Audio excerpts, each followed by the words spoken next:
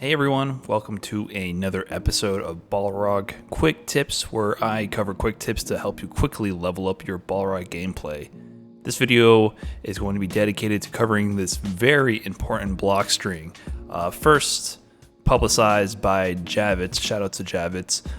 It makes use of Balrog's long-range standing light punch and lack of pushback on his crouching jab to set up a really good low check scenario.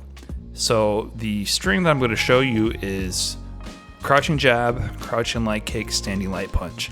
And the reason this is so useful is it gives Balrog access to a low check where he can then confirm into a special cancelable button like standing light punch. So I'm going to go ahead and demo that right now. So if you notice what I'm doing here, I have Abigail set to block on wake up. And then what is going to happen here is after he blocks it first, maybe he tries to hold up for to get out of the corner, which is a very common tactic with Abigail.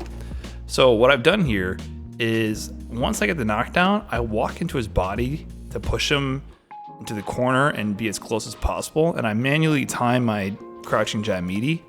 Then I immediately go short, crouching jab, crouching light kick, standing light punch. And if you notice, the first hit is blocked. But because he's trying to jump away, I clip him on the pre-jump frames and I can easily confirm that he got hit. Oh, sorry. Didn't do the link properly. So if I get some kind of knockdown like this where I can walk up, easy confirm. Now, this is very useful because it allows you to play and pressure very safely. Doing any kind of overextending here, for instance, doing jab to throw, Abigail can jump over that, do his deep cross-up jump medium kick, and then activate V-trigger and kill you. If you simply want to pepper the pressure in, and ensure that the opponent stays still, this string is amazing. They can't get out unless they use an invincible reversal, or they have to do like an armored move between the short and the crouching light kick. Now, I'm showing this as a trap to keep people from jumping. But really what this is also very useful is to beat defensive walk back. So I had to switch the playable characters around and to really show off this example. So and what I'm going to show here is I'm going to show a common defensive scenario where, especially mid-screen, people like to walk away from pressure. And that can actually escape a lot of common pressure strings. So in this recording, I have Balrog doing a dash low, and then I'm going to block and then walk away.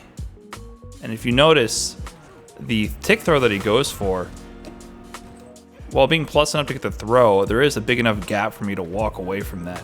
And if you're not careful, this can lead to huge punishes. I mean, you could lose the whole game based on something like that.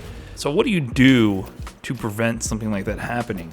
Well, that's where this string comes in hand. If you have a read that somebody likes to walk away from pressure, if I block crouching the first hit and I start holding back, you notice I get hit. It might not transition to a standing frame, but I'm actually trying to walk away from this string. So hold down back, and then I hold back. You notice I get hit crouching, and that's a very, very strong combo to confirm to. Crouching light punch, crouching light kick, standing light punch. I mean, you can convert this to a lot of damage with meter, with your V-trigger cancel as well. So many characters can be affected with this string, especially certain characters with very fast walk speeds. You know for a fact that Vegas are always holding back on the joystick to walk out of your pressure. This is a very good way to condition them in order to sit still. Now, what is the drawback with this? Now, this string doesn't always hit. For instance, if I am a smaller character or you're not point blank with this thing, see how it whiffs with the dummy right there? If you're not point blank, there's a high chance of this whiffing. There's also the consideration that crouching hurt boxes are always wider than their standing counterpart. So when Abigail is crouching, he can get hit from much further away than when he is standing. So you need to be on the lookout for that. You cannot just use this string unless you're point blank. That's why I recommend using it when you're in the corner or on a knockdown where the opponent doesn't quick rise and you can walk directly into their body to ensure that you're as meaty as possible. So you see here it's working in the corner against Abigail. Now, not every character this will work on, especially if the first hit connects and they don't block the first jab. There's more pushback on the jab when it hits.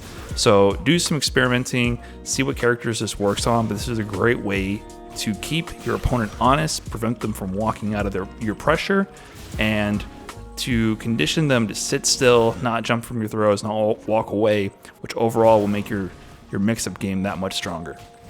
That's all for this video, guys. Thanks again for watching and supporting this quick tip series, and I will see you guys in the next video.